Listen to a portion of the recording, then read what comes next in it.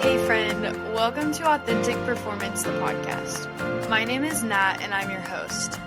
At Authentic Performance, our mission is to provide education and advocacy for all athletes, developing awareness surrounding identity, purpose, and health, so athletes can live well beyond their sport. On this episode of the podcast, you get to hear from Claire Salness. Claire is a former two-sport collegiate athlete at Bushnell University.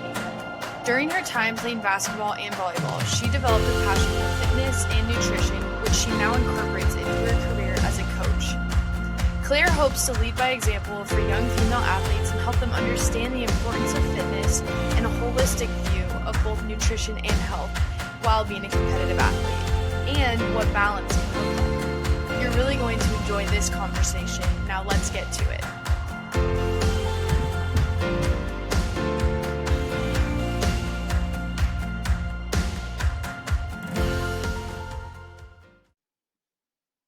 Okay, well, Claire, welcome to the podcast. It's so nice to have you here. To start things off, I would love for you to just tell everyone a little bit about yourself. Hi guys, I'm Claire. I'm from Portland, Oregon. I am the youngest of 4 kids, and I have grown up in sports. If anyone else is a younger sibling, you know that you go to every game and practice and tournament. So I've been in it since I can basically remember. My dad's also a teacher and coach, so that was really heavily prevalent. And yeah, I played all through high school and college, and I just recently finished my last season a little over a year ago. So I'm fresh out of the athletic world, if you will.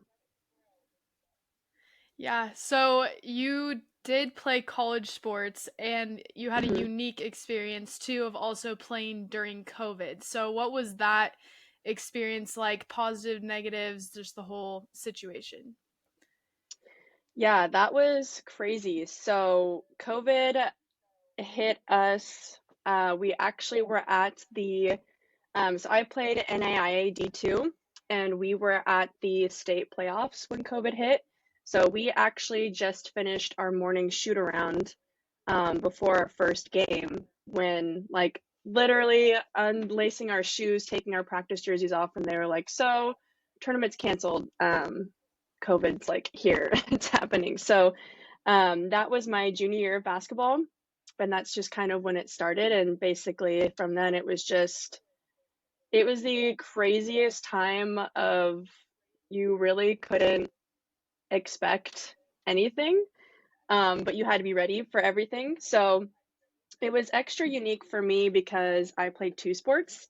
So I played volleyball and basketball, and usually volleyball ends around November, depending on how far you go, and then I would jump immediately into basketball. And so there was always a little bit of a challenge with that transition. But with COVID, what happened was both seasons got postponed and postponed and postponed and postponed until both of them, gosh, what year was it? That whole chunk of time is like a blur. They both ended up, we were able to play and compete in the spring at the same time. So in the beginning of the season, I was like, I'm just going to keep going to practice and lifting and training with both teams because I don't know like which sport is going to be cleared first and which one isn't. And so I want to be prepared. And then they were like, we're doing both. So I decided to do both at the collegiate level at the same time. So it was extra crazy for me.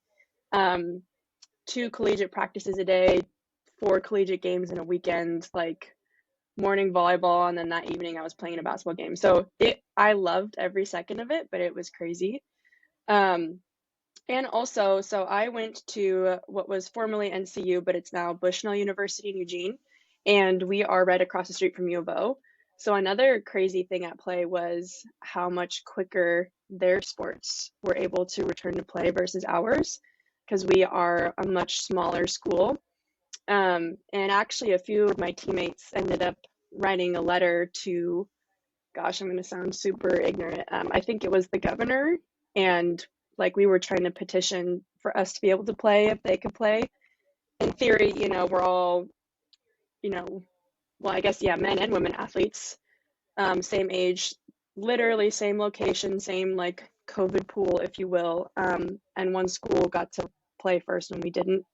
Basically, that just came down to money. So that was interesting as well. And then the other really crazy part was how different the COVID rules were between sports. So I would have thought that volleyball would be like less strict, I guess, in terms of COVID, just because you're on one side of the net, you're with your own teammates that you see all the time, your own pod, if you will, and you never really come into contact for more than a split second with the other team through the net. But actually, basketball ended up having way more lenient, like masking rules and stuff like that than volleyball did, which was kind of crazy because, I mean, you were also a basketball player, so you're breathing, you're sweating, bodies are all up on each other the whole time. So that was kind of Yeah. weird too. But so the whole thing was like, everyone can relate to this. It kind of didn't follow logic. There was testing and there was no testing, and then there was some testing if you were vaccinated, and then if not, like, and then if some teammates tested positive, the whole team got quarantined. That's happened to me before for 2 weeks. So it was just a constant, like, nobody knows what the heck's going to happen the next day, and the rules changed every week, and you just kind of had to roll with it. So it was wild, but I think it also was very unifying at the same time because we were all kind of going through it, and all of us, especially at the collegiate level, everyone really, really wants to be there and wants to play and wants nothing else. So as teammates, it definitely brought us closer together because we were all just fighting to play, and other things kind of came into light as, for example, say, it was outside of COVID and you went out late with your friends and you didn't get a lot of sleep, and so you were super tired and played crap at your game the next day. Well, that was amplified times 1,000 because in the beginning we were like, if you're going out and exposing yourself to a bunch of people, you get COVID, you shut the whole team down for 2 weeks type of thing. So everything, I think, was just like amplified times 1,000. And so it had both positive and negative effects from that. So it was wild. I don't know how else to put it. Yeah. Like, it was just nuts. Yeah, well, and college athletics already have so many, like, there's just so many factors, like, and then for you playing two sports too, like, you're handling a lot of things at once, and then to add, like, this other thing, and then all these, you know, never knowing the expectation, like, not knowing what was going to happen, and then for you to play two sports at one time, like, I can't even imagine, like, you playing two sports at the collegiate level already is crazy, but at the same time during the same season with all these additional, like, issues is just crazy. I don't know how you manage it at all, but I'm sure it's a great story now. It's a great, thing to reflect on how you got through that season of life, because that's just wild. But yeah, so like you said, it was a season where you kind of had to learn how to support one another with all of those unknowns. So now, even though we're not in that same situation in the world and like having all these things shut down, what do you think are ways that athletes can continue that support for one another through any kind of adversity? Because as you know, and every athlete knows, like, athletics come with adversities no matter what the situation is. So what do you think the role is now of kind of continuing that support that maybe you really had to learn during that time? Yeah, good question. I think that I honestly will say that going through that was a blessing because, after the fact, or at least there's definitely a silver lining in it, because now I feel like everyone who went through it, especially athletes, are like have such a heightened appreciation for a normal, quote unquote, normal season. So I think for those of us who went through it, we can continue to apply that perspective and then try to impress that on other people, which is hard to just, say at someone, but just try to cultivate that culture where like nothing truly is promised and the craziest, wildest thing can happen at any moment. And so just kind of having that mentality and attitude towards everything that you do. And it doesn't have to be a worldwide pandemic. I mean, you can break your leg slipping on ice and then your career is over or whatever, or, have your back problems or whatever happens, so like just trying to cultivate that mindset where it's like you really truly never know what's going to happen and how it's going to impact you, and how you like carry yourself and the way you go about yourself in your life impacts so many people. And so just having that like focus and that mindset can shift so much in your life, I think. It'll be different actions and things depending on your life and what you do, but just having that sole focus of like everything that I'm engaged in my entire life as I know it could change in an instant, and how I carry myself and what I go about doing impacts so many other people more than I would know. So just trying to keep that at the center of everything that you do is just so important as an athlete, as a student, as a family member, whatever it may be. So using that story to remember that, and then for those people who didn't quite experience it the same way, just trying to lead through example and tell them those stories. Yeah, I think the preparation is always good. Like it's better to prepare for situations than to have to react. I know that you're super passionate about mental health too, and how that, um, is impacted throughout athletics and whatever adversity that you're facing. So, one example like of how you've described it before is like that your mind is like a muscle that you have to, develop just like your physical health for performance. So what can you explain a little more what you mean by that, and also just what it looks like in general to prioritize that mental health piece in athletics? Yeah, absolutely. So, it's obviously not a muscle, but it works like a muscle. So, just kind of like on a literal explanation is that like just as you would take 10,000 free throws, the more things that you practice with your thought processes and like how you use your brain, like the more that it's going to smooth out and the more that that's how it's going to work kind of on an instinct. So, just that repetition basically. And that again can look many different ways depending on what it is you want to achieve or what your focus is on. But uh, at least for me, like I have a hard time of being like really hard on myself. So, and if I just kind of continue to let those thoughts in all the time, I'm sure a lot of athletes can relate being to being a perfectionist where, you screw up and you keep being hard on yourself. But in that example, it's like the more times that you negatively talk about yourself in your head, the easier it's going to be and the more of a reaction it's going to be in subconscious. But the more times you combat those thoughts, or when you're not thinking about it, just try to put in some positive thoughts, the more that that's going to be the norm for your health or your mental health and like just kind of your subconscious thought.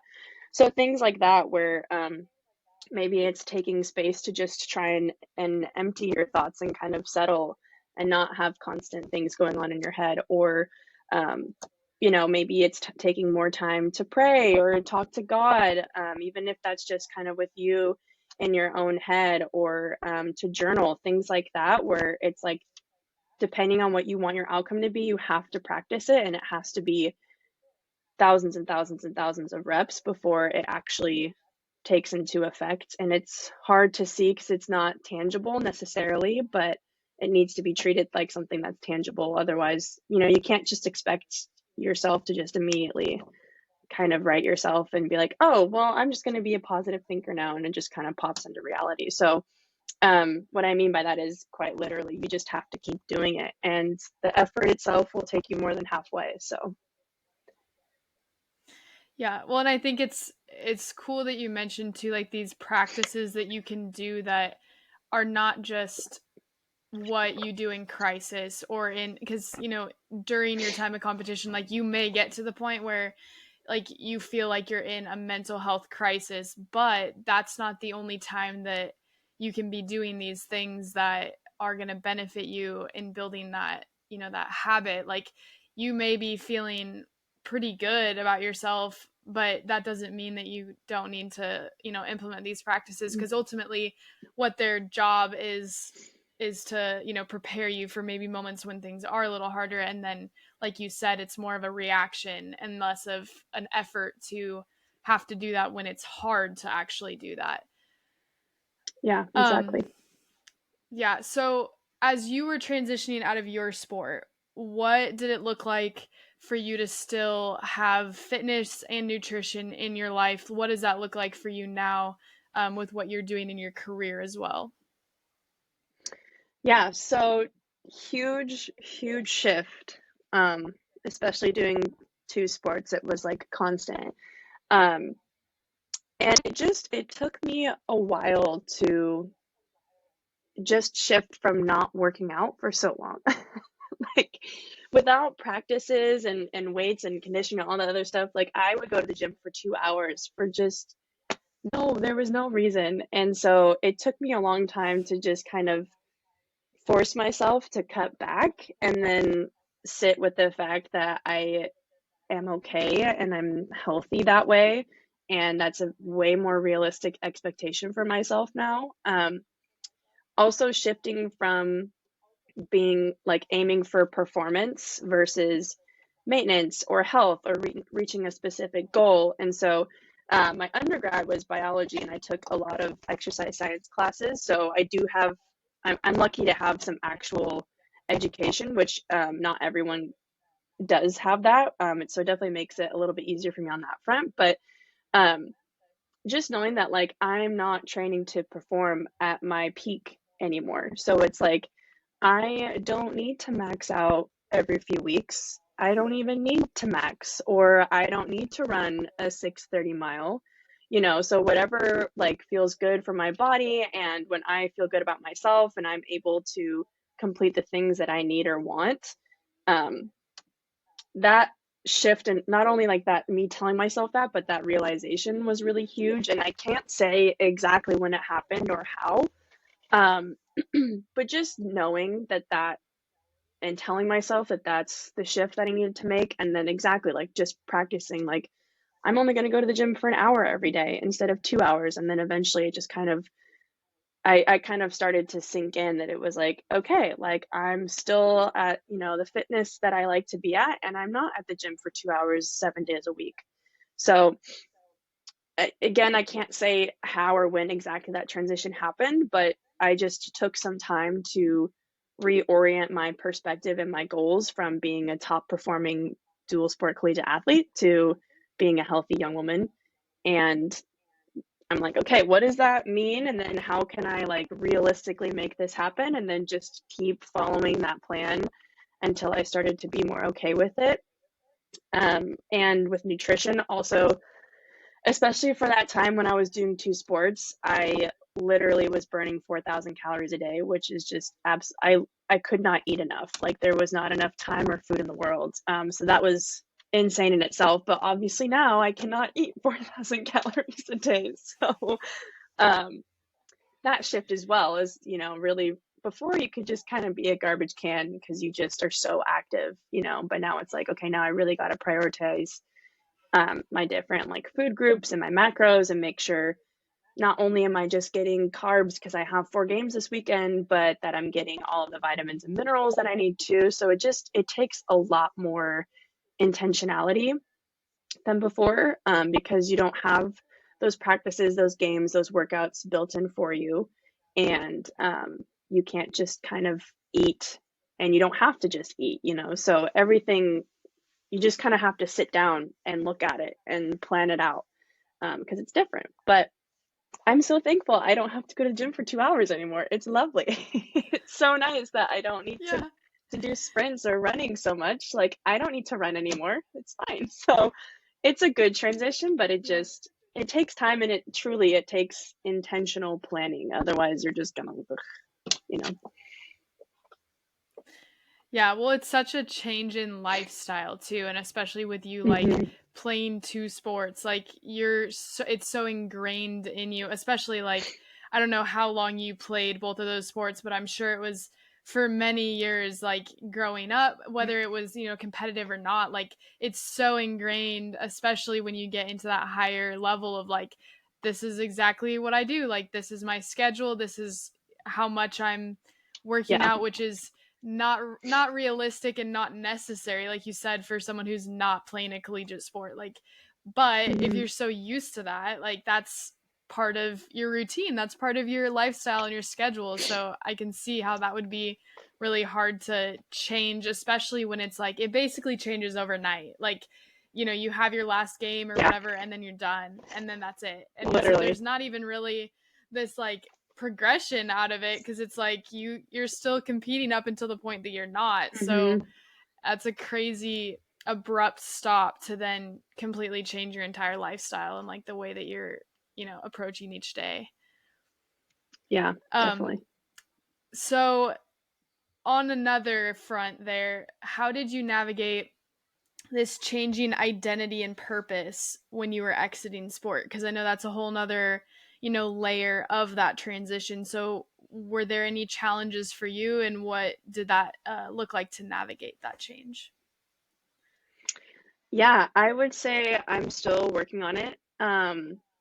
Exactly as you pointed out, and like I mentioned earlier, like I have just been, well, and part of it too is being the youngest of four kids, right? So growing up, I was on a team and part of this bigger family, and always involved in sports. And so it hasn't been too long since I finished, and I dove immediately into coaching volleyballs as soon as I finished. So it hasn't fully. I'm still like very much involved in terms of coaching and going to the gym and whatnot. But there's definitely, it's just a time of like very confronting reflection. Not only is it just like, okay, what the heck do I do with myself now? But it's also very much a conflict of my identity. So, like growing up, the youngest of four kids and always being on a teammate 24/7. And, there's being an athlete, so much of my worth was determined by how many points did I score, or did we win, or was I on a winning team, or this, that, and the other, which obviously is not your whole identity or your self worth, but that's just an inherent kind of struggle to have. And one that you may not really know. But for me, 100%, I was like, I live to be a successful athlete. And if I had a bad game, well, I'm just in the dumps. Um, so now not being an athlete, it's like, how do I find ways to feel good about myself, or feel like I'm contributing, or feel like I am fulfilling potential, which is really interesting because the job I have now is great, but it's not what I'm passionate about. And so now it's like, it's definitely a struggle to um, feel that like fulfillment, and like not that I don't have worth, but um, like you win a game and you're like, you feel fulfilled, and like you met your goals and your hard work paid off type of thing. And so it's hard to transition that like need into like a normal adult life, and then you kind of put it all into your job or your relationship or whatever, and you can translate it that way. But I would definitely say I'm still trying to figure that out. And it's not a bad thing. It's kind of exciting. So I'm just trying to kind of decide like, what am I going to do that's going to give me that feeling and is going to be fulfilling for me in a healthy way. So not turning to things that are not healthy, or like super fleeting moments that make you feel fulfilled, and that kind of fake serotonin boost, if you will. So we're still working on that, but I think that it's a very good reflecting time, because it kind of has helped me confront myself with the fact that, yeah, my self-worth was completely ingrained in my like athletic performance and not a lot else. And so it's like, okay, now we're not doing that anymore. So let's like really dig deep in yourself and find out, okay, what really makes me feel good about myself? What am I really good at now? And like, what can I do to, realize my potential and contribute to society in a way that also fulfills me? So it's super exciting and interesting, and it's really good for me. But exactly as you said, it's like, boop, now you're not an athlete. So now what? So I'm still Yeah. working on it, but it's exciting. Yeah. I'm curious if you had any kind of idea before kind of transitioning out of sports of like what that would look like. Did anyone ever like talk to you beforehand about it? Do you think that that would have been helpful, or that it could be helpful for athletes now to kind of like talk about this identity piece? Because I know, like for me, I never had anyone tell me like, hey, once you're done, like you're going to really struggle to know who you are because like this is such a big part of your life and then it won't be. So what are your thoughts on that? Um, it was definitely mentioned, I would say mostly by recently retired athletes. You know, some of my old teammates or whatever, they would talk a lot about like it goes so fast, enjoy it while you can, like it's so different afterwards. And like the topic of kind of finding your identity and transitioning was definitely like mentioned, but it was never really discussed. There weren't like strategies or tools or things to think about that were really emphasized that I think could definitely be super helpful. Because you know, there's some kids who are going to be like, I have my whole life planned and they got it going, and then there's other kids who are like, I'm just so in the moment, and then they just get hit by a truck, and then there's kids in between, you know. So I think everybody could benefit from it because you can also think that you know what you need or want and find out that's not it either. So definitely having that conversation, whatever that might look like, and just providing kids with resources.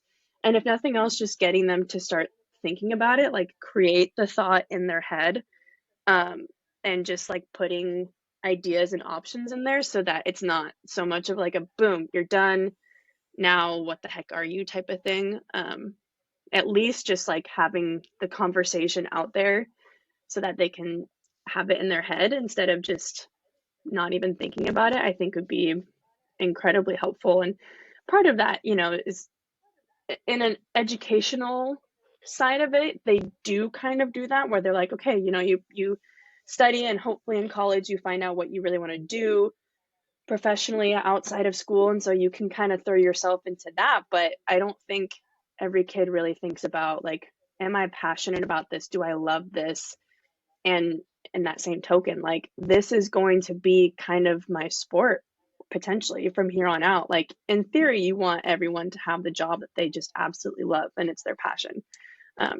Because that's kind of the goal, I think. Just you're like your job, your vocation, like you were just so into that. And so if you grew up an athlete, like you could think, okay, I love this sport. I spend all of my time and blood, sweat, and tears in this sport. And then once I'm done playing the sport, I'm probably going to work or have a family or whatever that may look like. But whatever you do next is going to, at least time wise, take the place of your sport. And so hopefully you've got something that you have that same passion for. And if you don't, then you're kind of left in that limbo. And that can be really sad and, you know, even quote unquote dangerous in terms of just like your quality of life afterwards. So definitely starting that conversation with athletes specifically, I think would be huge. Yeah, and I think it's important to realize that like having your identity as an athlete is like not always it's not always a negative thing. Like there are a lot of really great things that come with having that be such a big part of your life, and even like research I've looked into a little bit of like this athletic identity piece is like there are really positive things that come from identifying with a sport, and like even just having a community of people around you, like if you play a team sport, and like the self-esteem that comes with like having something that Mm, you so strongly are passionate about. But it's just finding that balance, you know, like you said, like maybe just mm, having some conversations to like bring it up. It's not to say that you have to be like, okay, you're an athlete and then you're not an athlete and then that's all there is, you know, like obviously there's variations too in different people's stories and circumstances. But I like that you said like maybe just having that conversation, or you know, a place that's open to even just start thinking about it, so then it's not as abrupt of an end or kind of like this surprise, because it always blows my mind. Like I mean, I this happened to me, but I'm like I'm you know, decently intelligent. Like I know that there's basically 4 years that you've got of like eligibility, and there's different circumstances and everything, but like somehow I never really thought about like, okay, well after those years I'm done. Or even before that, mm, like maybe an injury could come up, or maybe this, like when it mm-hmm, happened I was like, wait, like this doesn't make any sense, when in reality like this is what happens to every athlete. Like and again, everyone's story is different of when that point hits, but it's Mm-hmm. always going to hit at some point, even if you go on and play professionally, like you're going to hit a time where you no longer get to do it. And so it's like just having that conversation of like understanding it's going to happen at some point may be helpful for when you get to that point and actually have to, go through it. Yeah, absolutely. So I want to talk a little bit more about you specifically and the uniqueness of your situation. Being a female athlete, what are some of the challenges that you faced specifically that maybe, watching males having, other people in your family that are males playing sports, like what are some of the challenges that you face that maybe they didn't? Yeah, that's a good question. I think the biggest thing, I mean, our school was pretty small, and not to say that that really changes anything, but at least in terms of like equality between men's and women's sports at my school, it was, I never really felt like there was a super big shift between the two, which is obviously always great. So um, I would say just like the biggest thing is just kind of fitness, and then like the mental wraparound of that. And I actually, to add to my unique situation, I have always been like a year and a half to 2 years older than a lot of the kids in my grade. My birthday's in September, so my dad didn't put me in school until like as late as possible. Um, so I was always a lot older than everyone, which was annoying, and then it was great, and then it was annoying. But especially when I kind of came to the end of my collegiate career, I was feeling the old joints, and I was feeling just like the worn out body. And so and then there was actually a couple of guys at my school who were 30 plus just flying around. They were playing, at NAIA you can play at pretty much any age. So they were just running circles around everyone, like just having the time of their life, and I'm over here like 24, and I'm like, my knees are gonna pop off. Um, so there's just that example of like, not only my age, but just being a female, it's definitely prevalent that, the fitness is just not the same. It's just not there. And just kind of the general culture with females and being fit and being an athlete and what that looks like and what that means. We actually had a fitness test one time, which I think the intentionality was good, but the execution not great. We had this like special scale, and so everyone on the volleyball team stepped on the scale, and it like measured your body composition, which is really informative and can be really helpful if when used correctly, and if you know how to read it and know how to interpret it and then know how to apply that to yourself, which is kind of my biggest point with being a female, especially, is that like every female body is so different, and it's so different at so many different times. And so and that's just kind of the story of female athletics. I feel like they just try to put us in like kind of the male sport box, and most of us won't fit there, and that's just never going to happen because that's just the way our bodies are set up. Not only that, but a lot of girls won't fit in the same box that another girl will fit.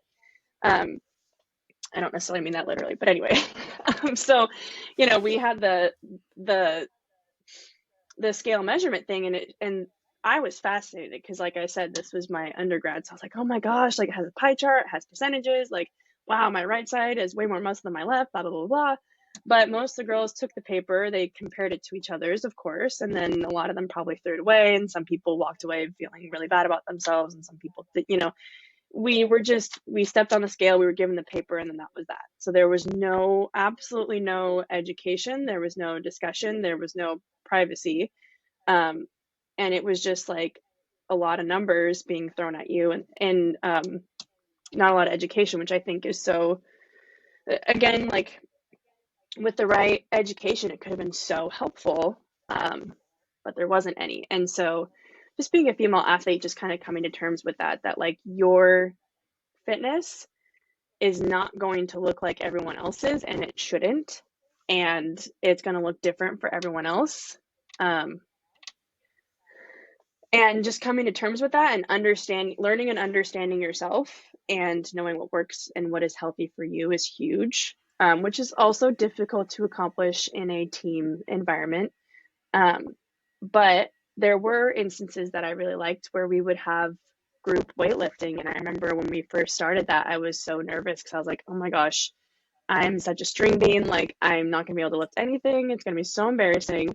Um, but my basketball team at the time actually was one of the best, like, lifting kind of experiences ever because we were just such a good team, had such good relationships where literally nobody cared what you could lift or couldn't lift, and everyone just cheered everybody on exactly where they were at, and everybody was lifting something different, and it did not matter one bit. So it's just kind of that whole theme where it's like there's so much out there from a team perspective, a coach perspective, a society perspective, where it's like, this is what this is supposed to look like. Or the only way this can work is if you do it this way.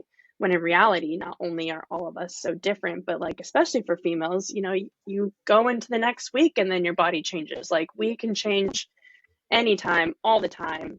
And you just have to know yourself and understand that you're not going to fit into everyone else's box, and that's perfectly fine. And once you kind of understand yourself, then you know what works for you and you can still exceed wherever you're at. So that was my biggest challenge, was kind of coming to terms with that on all of those fronts.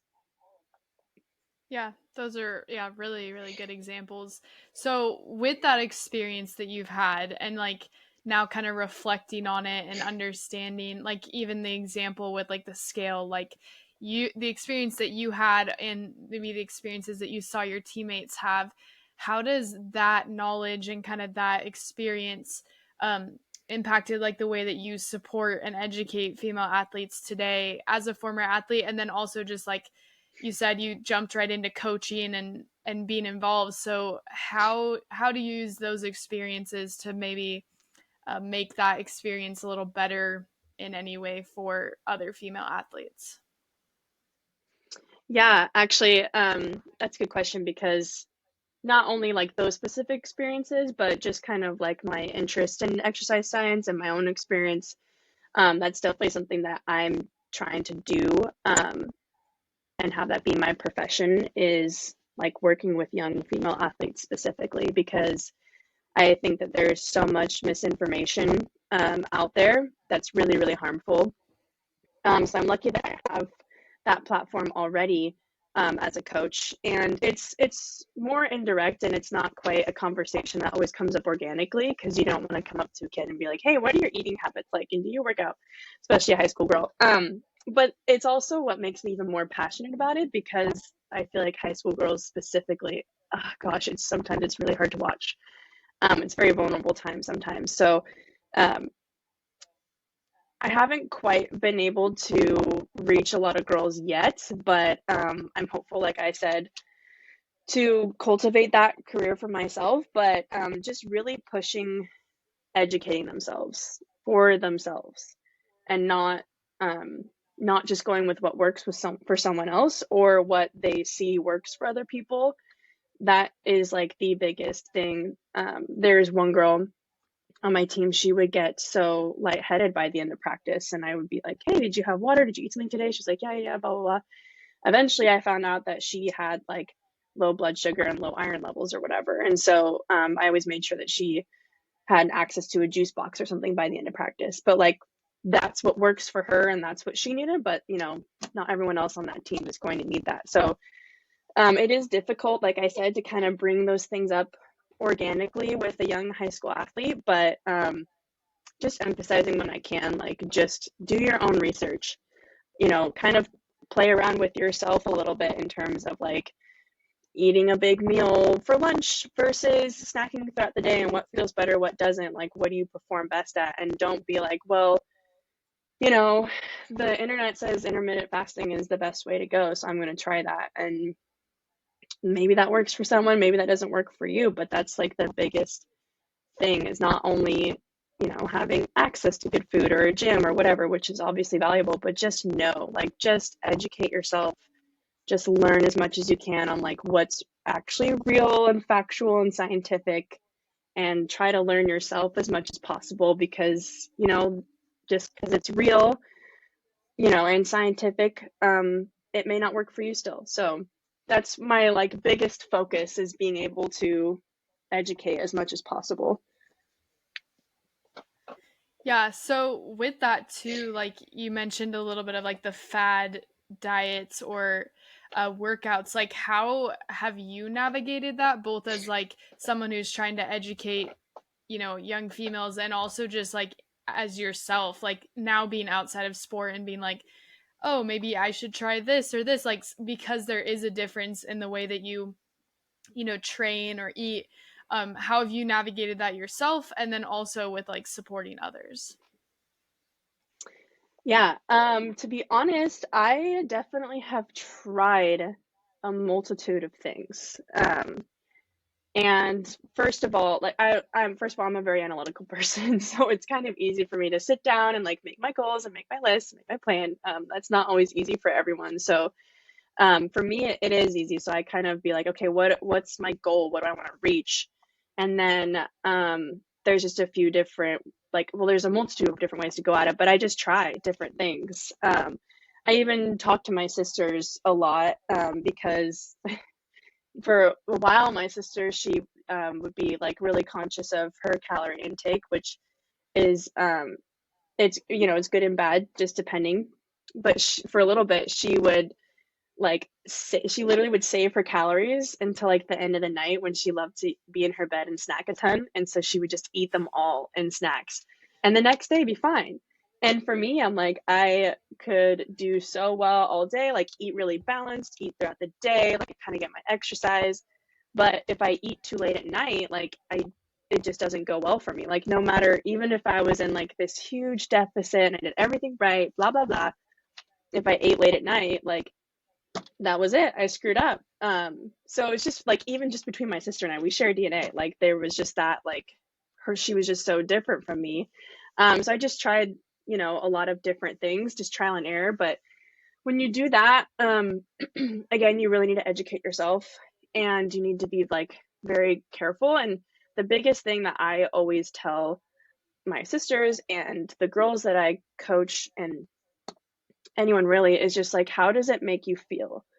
So like really think back to not like just mentally, but like your body is like, are you starving? Are you sweating? Are you shaking? Like, is everything moving like it's supposed to be moving? Like, do you feel weak? Do you feel like you don't have energy? Like, you really have to hone in on how that actually physically makes you feel, because you could be like, oh my gosh, I lost 5 pounds in 2 weeks.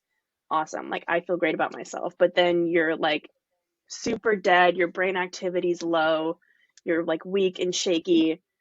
Obviously, that's not good for you. So it's really finding that balance of like, okay, what's your goal?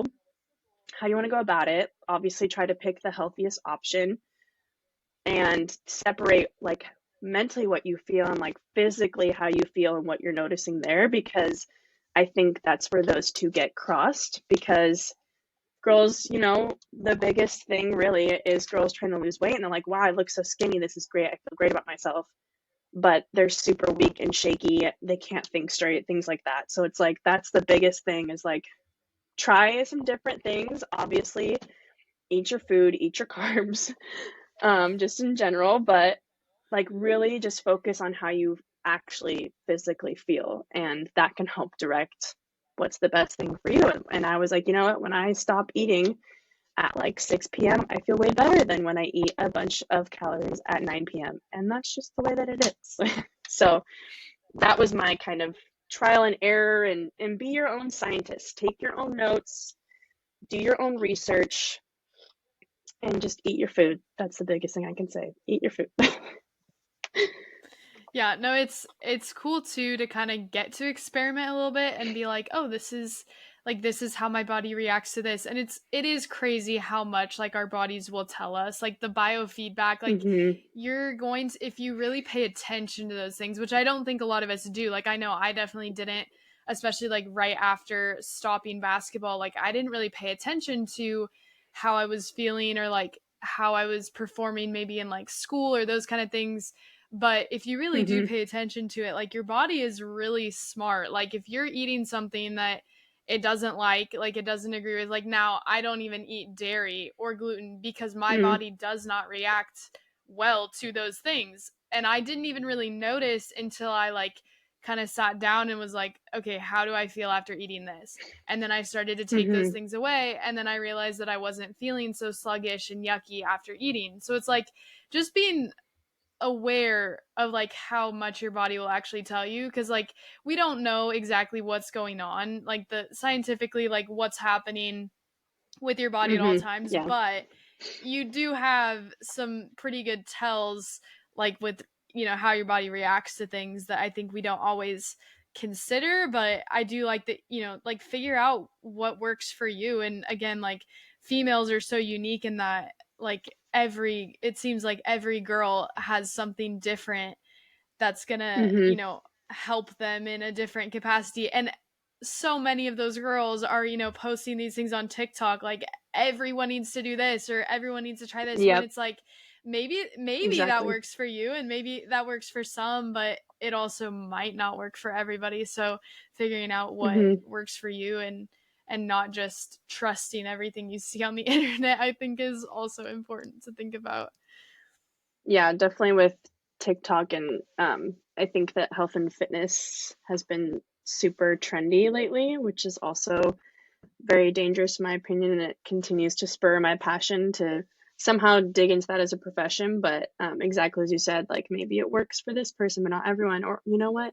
Maybe they don't actually do that, and they said they did, Yeah. and it doesn't actually work. Like that's possible too. But I like your example of how you had to like sit down and kind of reflect and do trial and error as well. But another point to it is like after not being an athlete, you're not burning everything the second you eat it either. So, maybe you always didn't really like dairy, but your body burned it so fast, you just never had the time to like notice it. So that's a huge change as well. Like when you're not an athlete anymore, it's like, oh, like exactly like what I said earlier. It's like you just have to be way more intentional because you're not just burning the crap out of everything as soon as you eat it. Like that's gonna sit in you and go to every one of your cells and it's gonna be used or not used. So let's make sure it's what you actually need.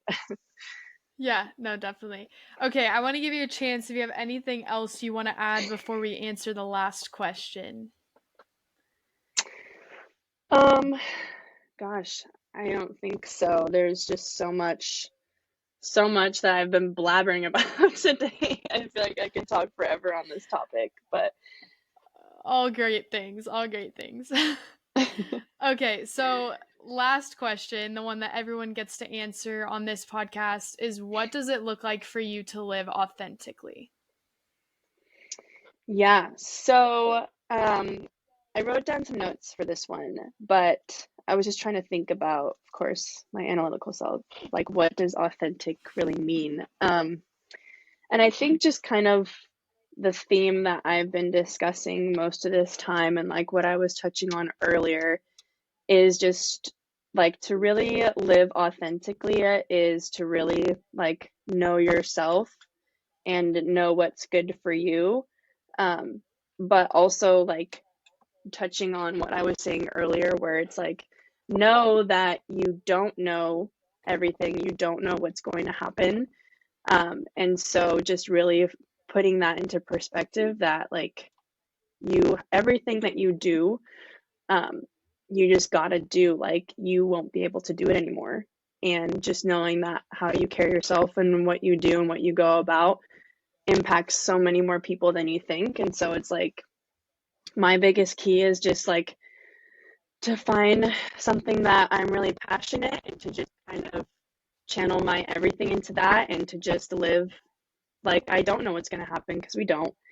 And to just kind of keep in perspective, like, I'm not going to fit into every box. I need to do what's good and healthy for me. But as long as I'm still kind of attacking life and what I want to do and what I am doing in that kind of mindset where it could go away the next day or it could change, um, just kind of keeping that as my mindset. And as always, of course, just know that that's the same for someone else. Like you don't know what's going on in their life either. You don't know when that's going to change. And so know that reality for yourself and for everyone else, and to just lead with that grace and kindness, and just take life day by day with that as your mindset.